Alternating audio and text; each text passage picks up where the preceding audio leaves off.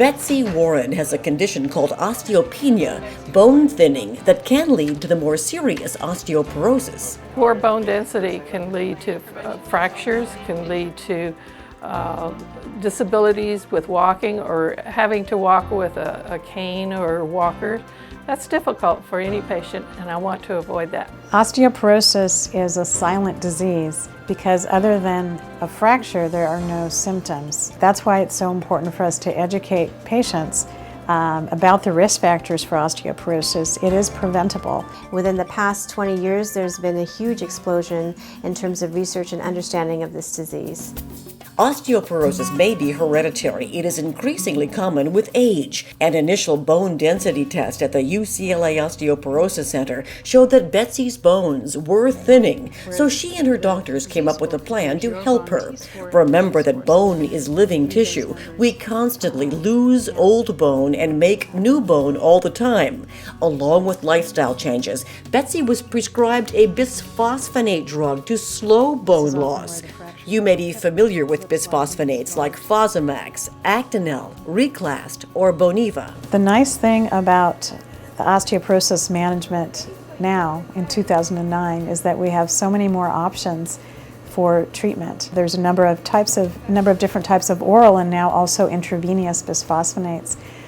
For patients that have more severe osteoporosis that may not have done as well on those medications and continue to fracture, there's injectable medications such as Forteo, which helps to increase the bone mass and bone formation. Both types of medications will help to prevent fractures, just different mechanisms. With the advice of her doctors, Betsy began walking more, eating more fruits and vegetables, and taking calcium supplements with vitamin D. Getting enough calcium is important for good bone health. Calcium-rich foods include all milk products and things like sardines and some broccoli. You can actually go onto the website and look up calcium-rich foods and you'll get a whole list including the amount of milligrams per serving. There is no evidence on here of compression fractures. Betsy now gets regular bone density tests at UCLA's Osteoporosis Center. Today, her scans show her bone mass is improving. Her efforts are paying off. And the healthy lifestyle that you've started to do as far as your diet and the calcium and the vitamin D. One of the things that we try to emphasize as physicians in the Osteoporosis Center is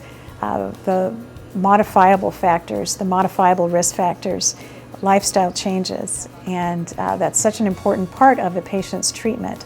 Increasing their exercise, talking to them about their nutrition. For elderly patients, we want to prevent falling, and so we oftentimes will have them go to physical therapy to try to optimize their muscle strength and decrease the risk of falling and subsequent fracture.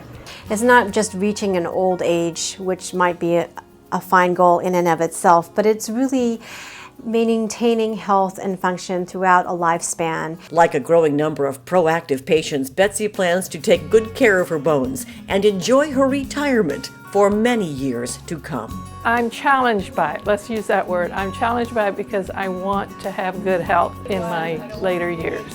Bye-bye.